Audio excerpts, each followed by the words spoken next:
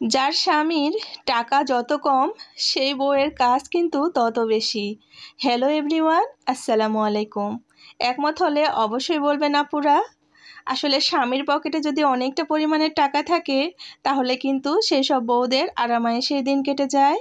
আর স্বামীর পকেটে যদি টাকা না থাকে তাহলে সকাল থেকে শুরু করে সারাদিনের সমস্ত কাজ কিন্তু বউদেরই করতে হয়। এই হাড় কাঁপানো ঠান্ডার মধ্যে সারাদিনের বাসনকোসন তো ঠান্ডা বরফ পানিতে মাজতেই হয়, আর তার সঙ্গে সঙ্গে 3 বেলার রান্না বাড়া, ঘর গোছানো সমস্ত কিছু তো রয়েইছে। তো এমনটা কোন কোন আপুর হয়? আমার তো এরকমের প্রতিদিনের রুটিন। সকালে ঘুম থেকে উঠে ব্রাশ করার পর্যন্ত সময় পাই না। আগে থালা বাসন মাজি, তারপরে চা দেব, তারপরে গরম পানি করব, নাস্তা বানাবো, এইসব শিডিউল চলতেই থাকে। তো আমার রেডি হয়ে গিয়েছে থালা বাসনগুলো মাজা, আর ওপাশ দিয়ে আমি কিন্তু দুপুরের রান্নার প্রিপারেশনও শুরু করে দিয়েছি, কারণ সকাল সকাল উঠে নাস্তা পানিও হয়ে গিয়েছে। দেখতে পেলেন আমি আমার গাছের পরিচর্যাও কিন্তু করে নিয়েছি। এই সব কিছু করতে কিন্তু আমার অনেক বেশি ভালো লেগেছে এমনটা নয়, কারণ প্রতিদিন একই রকমের কাজ করতে কোনো অপরই ভালো লাগে না। মাঝে মাঝে মনে হয় যদি একটা কাজের মানুষ থাকতো বা কোনো একটা হেল্পিং হ্যান্ড থাকতো তাহলে অনেক বেশি ভালো লাগতো। সকাল সকাল যদি কেউ 2টা রুটি বানিয়ে মুখের সামনে নিয়ে এসে দিত, 1 কাপ চা নিয়ে এসে যদি ঘুম থেকে ওঠার আগে বলতো এই যে চা নিন, তাহলে অনেক বেশি ভালো লাগতো। বিষয়গুলো স্বপ্নের মতো, কারণ যে কাজগুলো শিডিউল মতো আমিই করে থাকি সেই কাজগুলো আমাকে কেউ করে দেবে এমনটা ভাবতেই অনেক স্বপ্ন স্বপ্ন লাগে। তো সেই কবেই রাজত্ববিহীন রাজকুমারের বা রাজকুমারীর জীবনযাপন বাদ হয়ে গিয়েছে, যেদিন থেকে নাকি চলে এসেছি অন্যর ঘরে।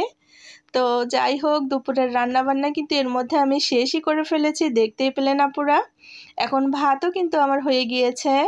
তো এমন কথাগুলো আমার মনে হয় প্রত্যেকটা আপুরই হয়ে থাকে। তো এদিকে আমি রান্না বান্না করে ফেলেছি অনেক কিছুই। এটা হচ্ছে আগের দিনের একটা তরকারি ছিল, সেটা গরম করে নিয়েছি। এখানে আমি ঝাল ঝাল করে আলু ভর্তা করে নিয়েছি। আজকে আমার মনে হচ্ছিল যে একটু ঝাল ঝাল আলু ভর্তা হলে পাতলা ডাল দিয়ে খেতে অনেক বেশি ভালো লাগবে। তো এখানে মসুরের পাতলা ডাল রান্না করে নিয়েছি। আর তো তৈরি করলাম, দেখতেই পেলেন যে পেঁপে দিয়ে একটা মুরগির মাংসের রান্না করে ফেলেছি। তো সেটাও হয়ে গিয়েছে, দেখতেই পাচ্ছেন। তো গরম গরম রান্না আমার সম্পূর্ণ রেডি, আর এগুলো আমি টেবিলে উঠিয়ে দিয়েছি। তো টেবিলে উঠিয়ে দেওয়া মাত্রই কি কাজ শেষ হয়? তারপরেও অনেক কাজ থেকে যায়।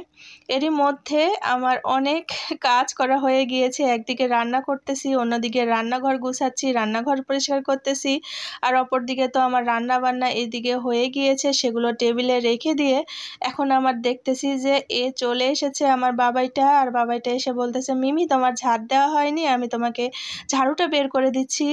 বলে ঝাড়ুটা বের করে দিয়ে সে নিজে এই যে রাগ করে ফেলে দিল। তো তার রাগ এখন আমার ভাঙাতে হবে। তো তার সঙ্গে কিছুটা সময় কাটিয়ে এখন আমি সব কিছু আবার পরিষ্কার করে নিচ্ছি আর গোসল করতে যাব। আর কোন কোন আপুর এমন হয়ে থাকে অবশ্যই কমেন্ট করবেন যে এই শীতের সময় আলনা বলেন, ঘর বলেন আর বেড বলেন, সব জায়গায় একদম কাপড়ের ছড়াছড়ি। রাজশাহীতে তো প্রচুর পরিমাণের শীত, তার কারণে এত পরিমাণে জামার কাপড় বের হয় যে কি বলবো, সব কিছুতে শুধু শীতের জামা কাপড় এমনটাই হয়। এগুলো গুছিয়ে উঠে আমি শেষ করতে পারি না। আর ঘরগুলো তো আপনাদের সঙ্গে শেয়ারই করতে পারছি না, কারণ এগুলোর অবস্থা আরও দুরবস্থা হয়ে রয়েছে আর কি। লেপ, কাঁথা, কম্বল এগুলোতে গোটা ঘর বাড়ি একদম ভর্তি হয়ে গিয়েছে। তো আমি সবসময় ডাইনিং স্পেসটাই আপনাদের সঙ্গে শেয়ার করি। আর এখন ভালোভাবে সব কিছু পরিষ্কার করে আমি ঝাড় দিয়ে নিচ্ছি। আর ঝাড় দেওয়ার পরে একটু মোছামুছি করব, করার পরে আমি গোসল করে নেব। তো প্রত্যেকটা আপুদেরই মনে হয় আমার মতো এমন করতে হয়। আর সে রাগ করে এরকম করে জুতা স্যান্ডেল পাক মেরে এখানে ওখানে রেখে চলে যাবে, আর আমাকেই সেগুলো গুছাতে হবে। ভালো থাকবেন সবাই, আল্লাহ হাফিজ।